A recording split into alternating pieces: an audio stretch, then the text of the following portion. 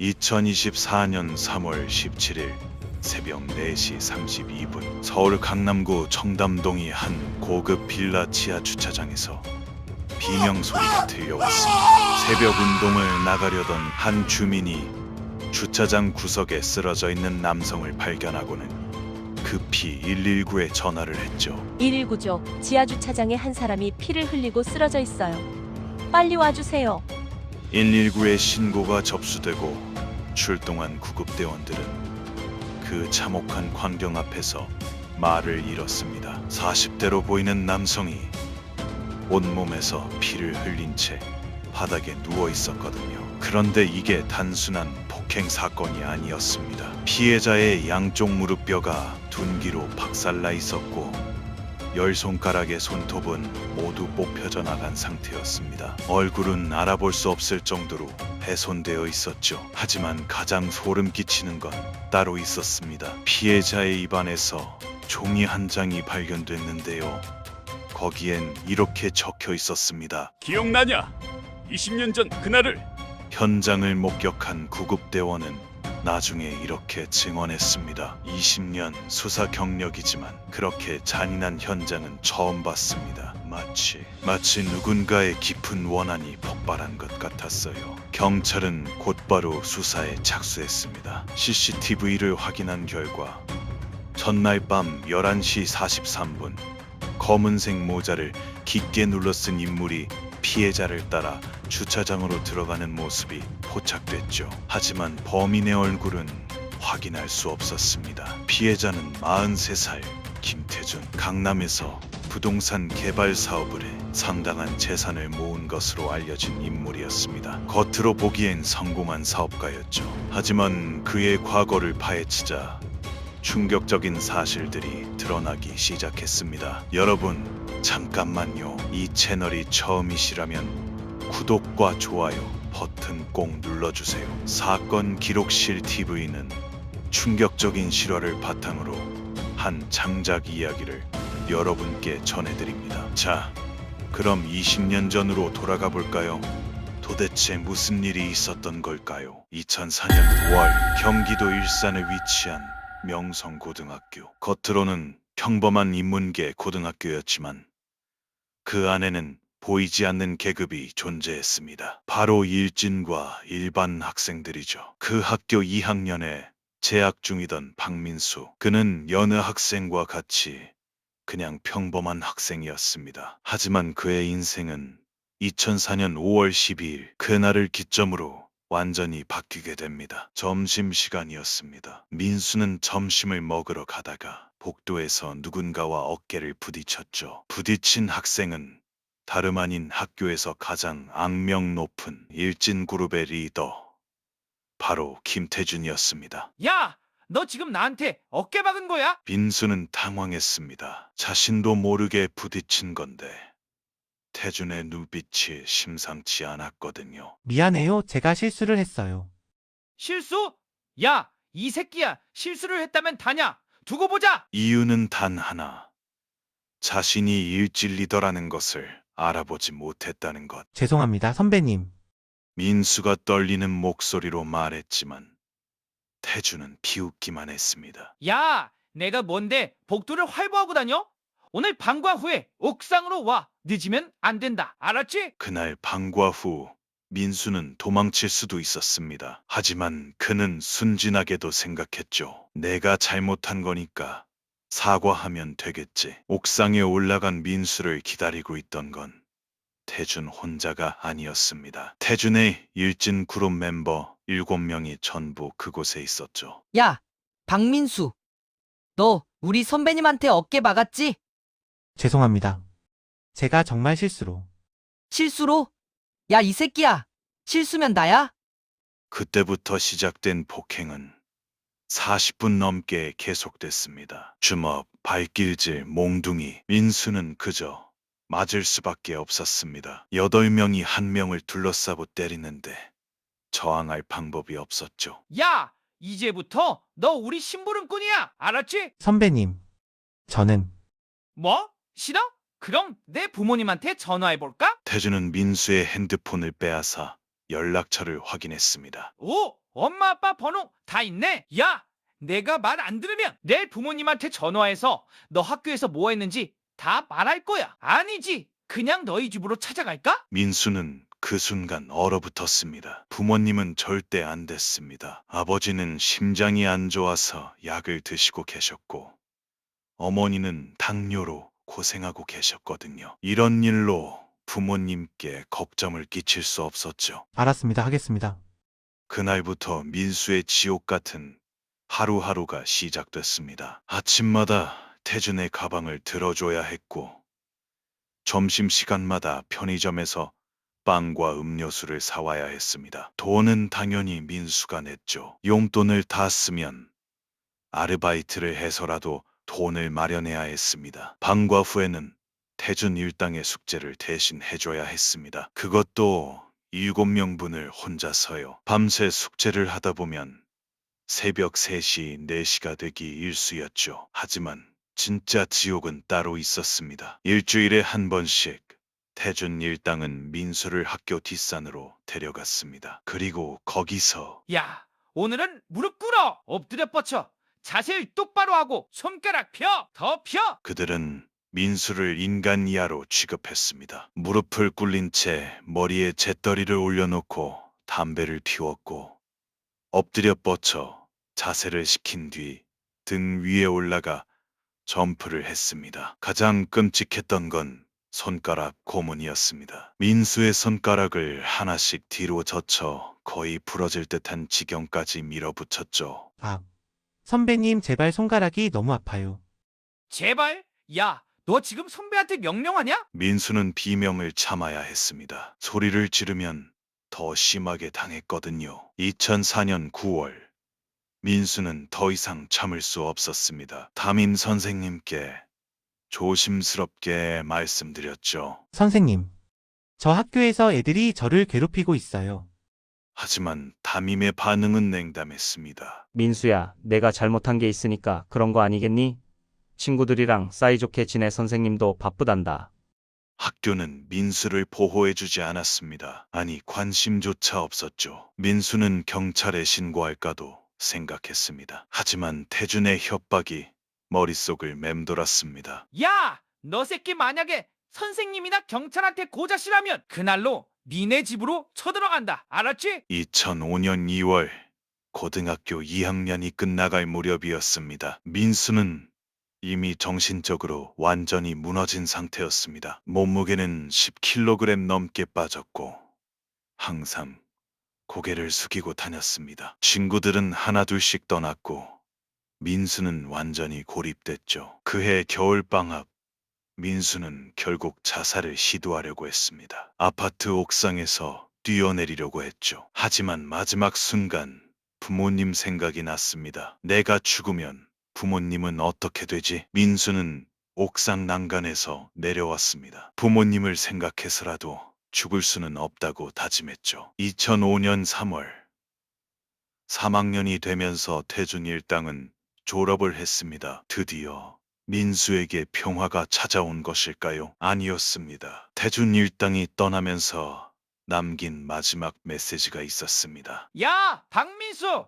우리 졸업해도 너 까먹지 마. 가끔 학교 앞으로 놀러 올 테니까 그때 우리 보자. 그리고 태준은 민수의 귀에 속삭였습니다. 내가 만약에 경찰이나 학교에 우리 일 찌른 거 들키면 그날로 너희 부모님 죽인다. 진짜로. 민수는 그날의 태준 눈빛을 평생 잊을 수 없었습니다. 농담이 아니었어요. 진심이었죠. 결국 민수는 아무한테도 말하지 못했습니다. 2005년 말 고등학교를 졸업할 때까지, 그리고 그 이후에도 2006년 봄, 민수는 대학에 진학했습니다. 부모님은 기뻐하셨죠. 하지만 민수의 마음속 상처는 전혀 나아지지 않았습니다. 강의실에 앉아 있어도 집중할 수 없었습니다. 누군가 자신을 쳐다보기만 해도 심장이 두근거렸고, 복도에서 누군가와 어깨가 부딪히면 고등학교 때 태준이의 악몽이 되살아나곤 했죠. 야, 박민수 어디 가냐? 꿈속에서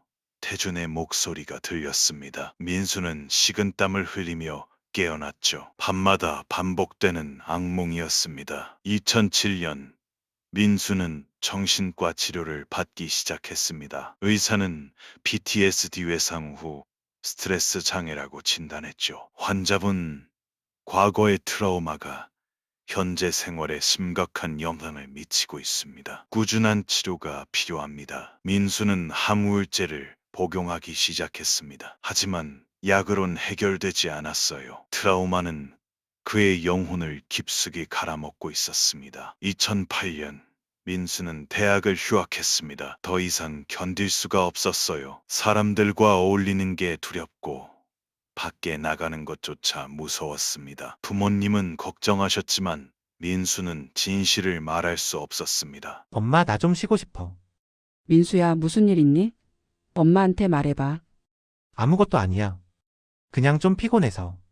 민수는 방에 틀어박혀 지냈습니다. 밤낮이 바뀌었고 식사도 거의 하지 않았죠. 몸무게는 계속 줄었고 거울을 볼 수조차 없었습니다. 거울 속 자신의 모습이 보기 싫었거든요. 저항조차 못했던 비겁했던 자신의 모습이 2010년 어머니가 쓰러지셨습니다. 당뇨 합병증이었죠. 민수는 그제야 정신을 차렸습니다. 이러다간 엄마가 돌아가시겠구나. 민수는 다시 일어서기로 결심했습니다. 대학으로 복학했고 억지로라도 사람들과 어울리려 노력했죠. 하지만 쉽지 않았습니다. 동아리 모임에 가도 제대로 말을 하지 못했고 MT를 가서도 혼자 구석에 앉아 있었습니다. 민수야, 너 왜 맨날 혼자 있어? 우리랑 같이 놀자. 아니야, 난 괜찮아. 친구들은 민수를 이상하게 생각하기 시작했고 하나 둘 민수의 곁을 떠나갔습니다. 그렇게 민수는 또다시 고립됐죠. 2012년 가까스로 대학을 졸업한 민수는 취업 시장에 뛰어들었습니다. 하지만 면접에서 번번이 떨어졌죠. 지원자님, 마지막으로 하고 싶은 말씀 있으세요? 저는 민수는 떨리는 목소리로 겨우 몇 마디를 했습니다. 면접관들의 표정이 싸늘해지는 게 느껴졌죠. 네, 결과는 추후에 통보하겠습니다. 50곳이 넘는 회사에 지원했지만 합격한 곳은 단 한 곳도 없었습니다. 2013년 민수는 편의점 아르바이트를 시작했습니다. 야간 근무였죠. 사람을 덜 만날 수 있어서 선택한 일이었습니다. 그런데 어느 날 밤 편의점에 손님 한 명이 들어왔습니다. 어서 오세요.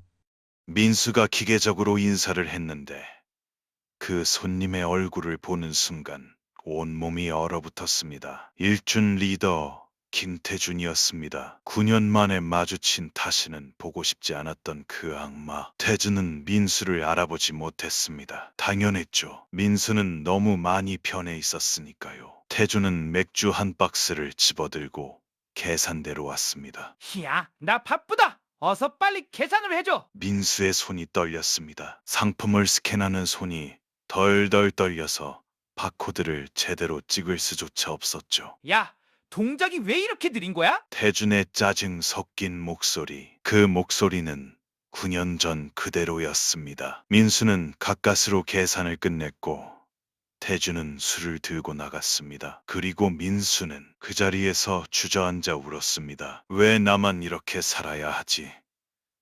왜 저 악마는 멀쩡하게 잘 살고 있는 거야? 그날 밤 민수는 인터넷으로 태준을 검색했습니다. SNS를 뒤져보니 태준의 근황이 나왔죠. 태준은 부동산 개발업을 하고 있었습니다. 강남에서 꽤 성공한 것 같았어요. 결혼도 했고 아이도 있었습니다. 행복해 보이는 사진들이 가득했죠. 반면 민수는 30살이 다 되어가는데 편의점 아르바이트, 친구도 없고 연애는 한 번도 못 해봤고 미래에 대한 희망도 없었습니다. 그날부터 민수의 마음속에 무언가가 싹트기 시작했습니다. 복수라는 두 글자가 머릿속을 맴돌기 시작했죠. 2015년 민수는 본격적으로 태준을 추적하기 시작했습니다. 태준의 회사 위치, 집 주소, 출퇴근 동선, 자주 가는 음식점까지 모든 것을 기록했죠. 민수는 공책 한 권을 샀습니다. 그리고 그 공책에 태준에 대한 모든 정보를 적어나갔습니다. 김태준 1987년생 명성고등학교 졸업, 현재 강남구 청담동 거주, 부동산 개발업, 기혼 자녀 1명. 공책은 점점 두꺼워졌습니다. 태준의 일과 만나는 사람들, 주말에 가는 장소들, 마치 사립탐정처럼 민수는 태준을 미행했습니다. 2017년 민수는 태준의 회사 근처 건물에서 청소부로 일하기 시작했습니다. 더 가까이서 태준을 관찰하기 위해서였죠. 매일 아침 7시에 민수는 태준이 출근하는 모습을 지켜봤습니다. 고급 외제차에서 내려 커피 한 잔을 들고 사무실로 들어가는 태준. 저놈은 지금도 행복하게 살고 있구나. 나는 완전히 망가졌는데. 민수의 마음속엔 분노가 쌓여갔습니다. 하지만 민수는 참았어요. 아직은 때가 아니라고 생각했죠. 2019년 민수는 헬스장에 등록했습니다. 몸을 만들기 시작한 거예요. 복수를 위해서였습니다. 매일 2시간씩 운동을 했습니다. 처음엔 벤치프레스 20kg도 힘들었지만 점점 무게를 늘려갔죠. 몸무게도 55kg에서 75kg으로 늘었습니다. 거울을 보니 예전에 약했던 자신은 없었습니다. 근육질의 몸, 날카로운 눈빛. 민수는 변하고 있었죠. 2020년 코로나가 터졌습니다. 세상이 멈춘 것 같았지만 민수의 계획은 멈추지 않았습니다. 오히려 기회였어요. 마스크를 쓰고 다니니 태준을 미행하기가 더 쉬워졌거든요. 민수는 태준의 생활 패턴을 완벽하게 파악했습니다. 매주 월요일 저녁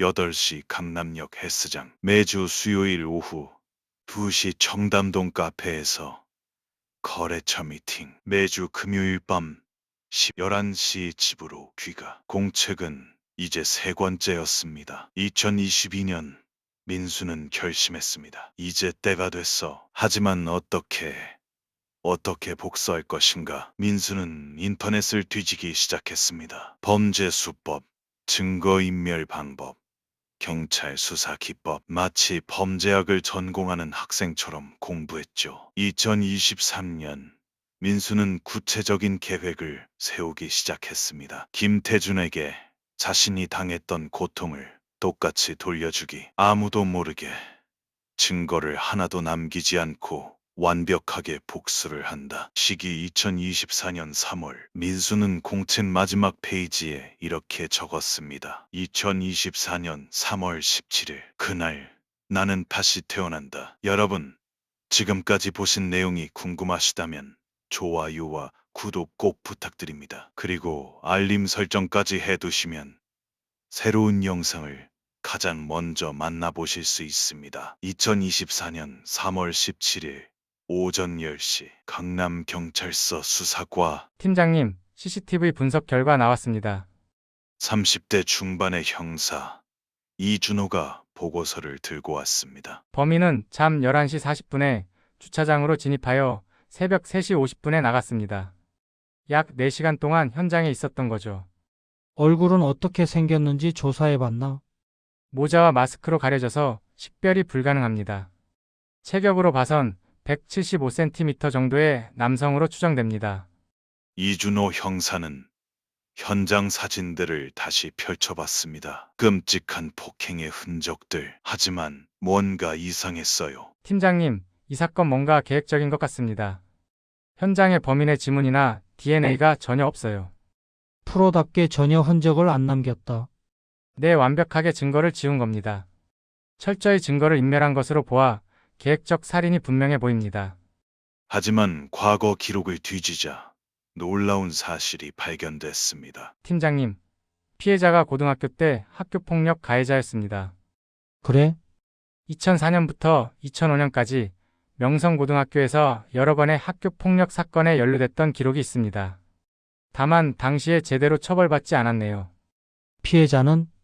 기록상으론 피해자가 여럿 있었던 것 같은데 구체적인 명단은 확인이 안 됩니다. 이준호는 직감적으로 느꼈습니다. 이거 복수극이다. 하지만 누가 20년 전 피해자 중 한 명일까? 수사팀은 명성고등학교를 방문했습니다. 2004년에서 2005년 당시 재학생 명단을 확보하기 위해서였죠. 당시 재학생이 한 학년에만 400명이 넘습니다. 전부 조사하려면 시간이 엄청 많이 걸릴 것 같습니다.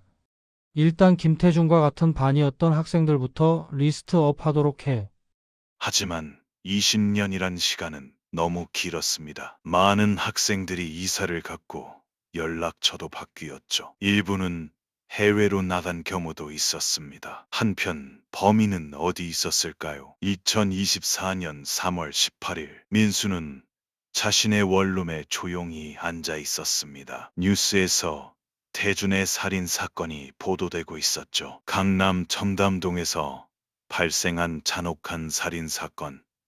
경찰은 범인의 신원을 파악하기 위해 수사를 집중하고 있었습니다. 민수는 TV를 껐습니다. 그리고 공책을 펼쳤죠. 20년간 기록해온 그 공책. 첫 페이지를 넘기자 2004년 5월 12일에 기록이 나왔습니다. 오늘 김태준에게 처음 맞았다. 이유는 어깨를 부딪혔다는 것. 온몸이 아프다. 하지만 더 아픈 건 마음이다. 민수는 천천히 페이지를 넘겼습니다. 2004년 6월 3일. 오늘도 맞았다. 손가락이 부러질 것 같았다. 선생님께 말씀드렸지만 아무도 도와주지 않는다. 2004년 7월 15일. 자살을 생각했다. 하지만 부모님 때문에 참았다. 2004년 9월 22일. 이제 아무 느낌도 없다. 그냥 인형이 된 것 같다. 민수는 마지막 페이지를 펼쳤습니다. 어제 적은 내용이었죠. 2024년 3월 17일. 드디어 끝났다. 20년간의 악몽이 끝났다. 태준에게 내가 당했던 모든 고통을 똑같이 그대로 돌려줬다. 무릎, 손가락, 그리고 얼굴. 이제 그도 알 것이다. 그날 나에게 했던 일이 얼마나 끔찍한 것이었는지. 민수는 공책을 덮었습니다. 그리고 라이터를 꺼내 공책에 불을 붙였죠. 타들어가는 공책을 보며 민수는 생각했습니다. 이제 끝이다. 나도 곧 잡히겠지. 하지만 상관없어. 나는 이미 20년 전에 죽었으니까. 3월 19일. 경찰은 피해자의 핸드폰 기록을 분석하던 중 이상한 점을 발견했습니다. 팀장님, 피해자가 최근 한 달간 누군가에게 스토킹당한 정황이 있습니다. 뭐? 피해자의 위치 정보를 보면 누군가 계속 따라다닌 흔적이 있어요. 경찰은 지난 한 달간의 CCTV를 전부 뒤졌습니다. 그리고 발견했죠. 태준이 가는 곳마다 나타나는 한 남성. 항상 모자를 쓰고 있었지만 체격과 걸음걸이가 범행 당일의 용의자와 일치했습니다. 이 사람이 범인이다. 하지만 얼굴은 여전히 확인할 수 없었습니다. 경찰은 다른 방법을 동원했습니다. 범인이 자주 출몰한 장소들을 분석한 결과 태준의 회사 근처 건물에서 일하는 사람일 가능성이 높았죠. 근처 건물 직원 명단을 전부 확보해라. 3월 21일 경찰은 용의자 리스트를 좁혀나갔습니다. 그리고 그 중에서 한 명의 이름이 눈에 띄었습니다. 박민수, 명성고등학교 출신. 이준호 형사는 박민수의 신상을 조회했습니다. 1987년생.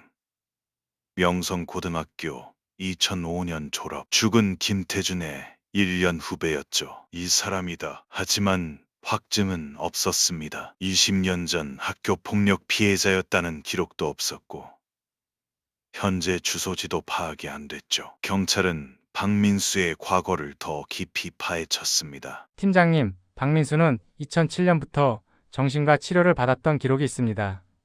PTSD 진단이었고요. 원인은? 명확하지 않지만 아마 학교 폭력일 가능성이 높습니다. 이준호는 확신했습니다. 박민수를 찾아라. 지금 당장. 하지만 민수는 이미 사라진 뒤였습니다. 3월 22일 경찰은 민수의 원룸을 급습했습니다. 하지만 집은 텅 비어 있었죠. 아무것도 없습니다. 깨끗하게 정리하고 떠난 것 같습니다. 집안에는 단 하나의 흔적도 없었습니다. 공책도 옷도 심지어 지문조차 깨끗하게 닦여 있었죠. 침대 위에는 편지 한 장만 놓여 있었습니다. 경찰이 편지를 펼쳤습니다. 경찰 여러분께, 저는 박민수입니다. 김태준을 죽인 사람은 저입니다. 20년 전 저는 김태준과 그의 일당들에게 끔찍한 폭력을 당했습니다. 매일매일이 지옥이었죠. 선생님도 학교도 아무도 저를 도와주지 않았습니다. 저는 20년간 고통 속에서 살았습니다. 정상적인 삶을 살 수 없었죠. 친구도 사랑도 꿈도 모두 빼앗겼습니다. 그래서 복수했습니다. 김태준에게 제가 당했던 고통을 그대로 돌려줬습니다. 이제 저는 떠납니다. 어디로 갈지는 저도 모릅니다. 다만 한 가지는 확실합니다. 저는 더 이상 피해자가 아닙니다. 박민수, 이준호 형사는 편지를 읽으며 복잡한 감정에 휩싸였습니다. 범죄는 분명 잘못된 것입니다. 하지만 박민수가 겪었던 고통을 생각하면 팀장님, 어떻게 할까요?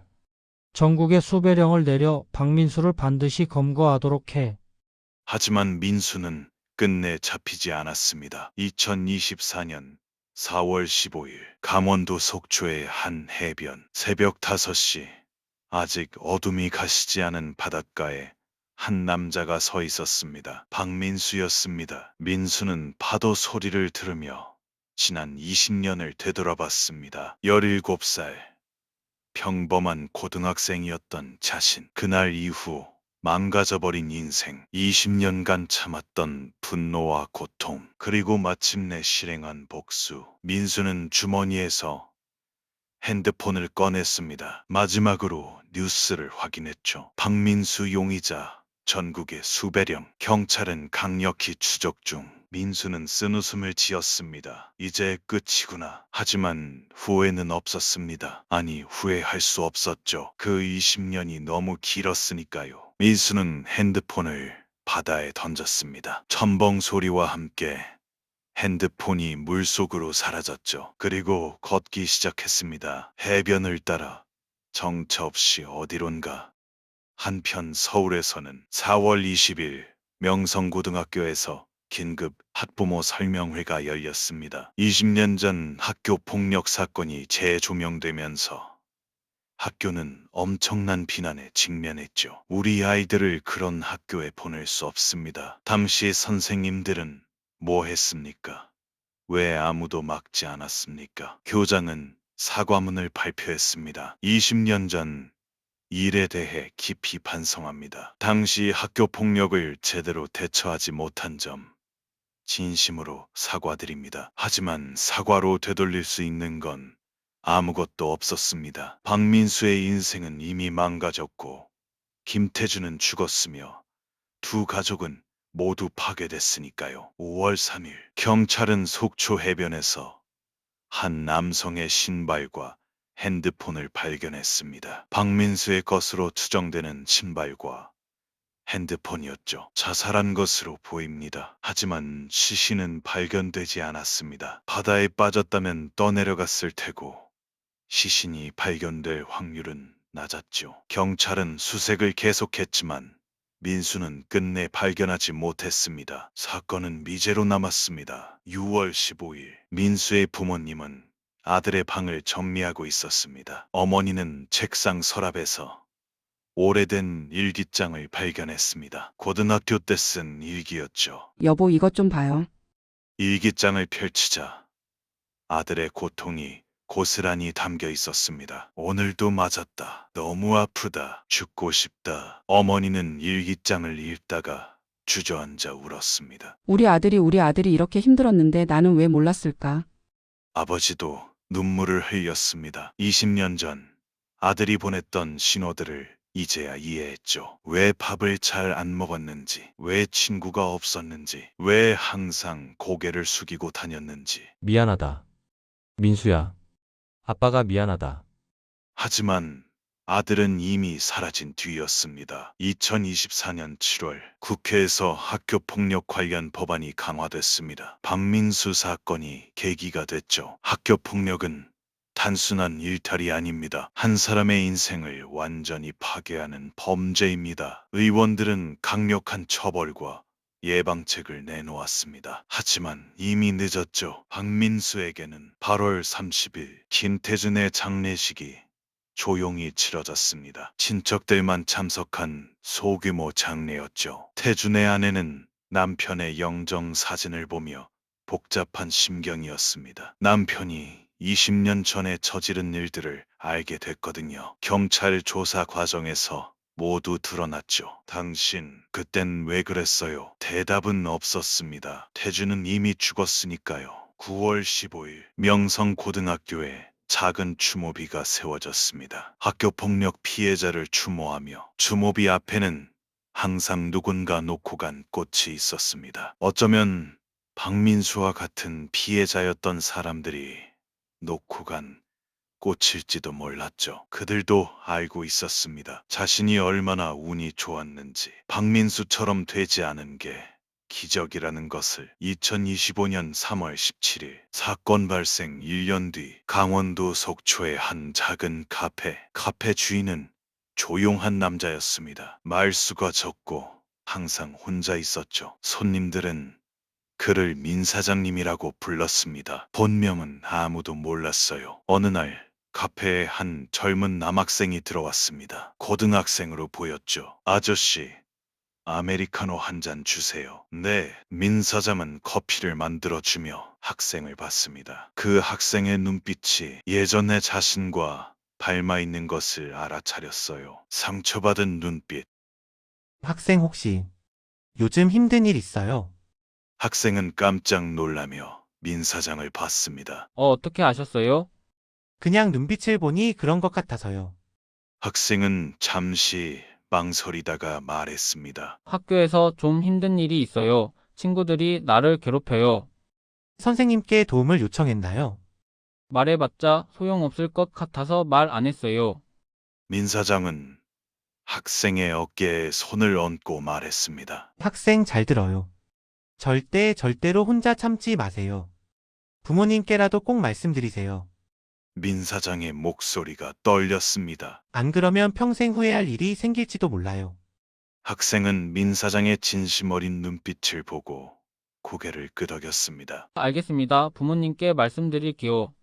학생이 카페를 나가고 민 사장은 창밖을 바라봤습니다. 바다가 보였습니다. 1년 전 자신이 신발을 벗어놓았던 그 바다. 나는 죽지 않았다. 그냥 박민수는 죽고 새로운 사람으로 태어났을 뿐이다. 민 사장은 쓴 웃음을 지었습니다. 복수는 끝났지만 고통은 끝나지 않았습니다. 아직도 매일 밤 악몽을 꿨고 태준의 얼굴이 떠올랐죠. 하지만 민 사장은 굳건히 살아나가기로 했습니다. 더 이상 피해자로 살지 않기 위해, 그리고 자신처럼 고통받는 누군가를 도와주기 위해. 카페 문에는 작은 표지판이 붙어 있었습니다. 이곳은 안전한 곳입니다. 힘든 일이 있다면 언제든 말해주세요. 박민수 사건은 한국 사회에 큰 충격을 줬습니다. 학교 폭력이 한 사람의 인생을 어떻게 파괴하는지, 그리고 그 상처가 얼마나 오래 가는지 보여줬죠. 사건 이후 전국의 학교에서 학교 폭력 예방 교육이 강화됐습니다. 피해자 상담 센터가 늘어났고 가해자 처벌도 강화됐죠. 하지만 가장 중요한 건 우리 모두가 관심을 가지는 것입니다. 내 옆에 친구가, 내 자녀가, 혹은 내 학생이 고통받고 있지 않은지, 그들의 작은 신호를 놓치지 않는 것. 그것이 제2의 박민수를 막는 유일한 방법입니다. 20년은 너무 긴 시간입니다. 그 시간 동안 한 사람이 겪은 고통을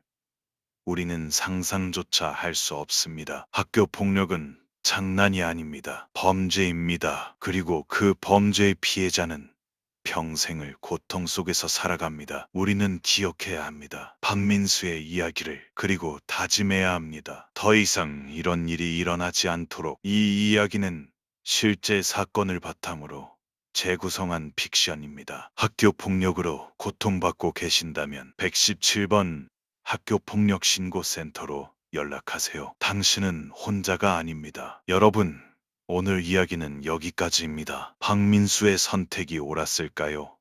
아니면 틀렸을까요? 그건 여러분의 판단에 맡기겠습니다. 다만 한 가지는 확실합니다. 이런 비극이 다시는 일어나서는 안 된다는 것. 우리 모두가 조금만 더 관심을 가진다면, 조금만 더 용기를 낸다면, 이런 일은 막을 수 있습니다. 학교 폭력을 목격하셨다면 신고해 주세요. 피해를 당하고 계신다면 도움을 요청해 주세요.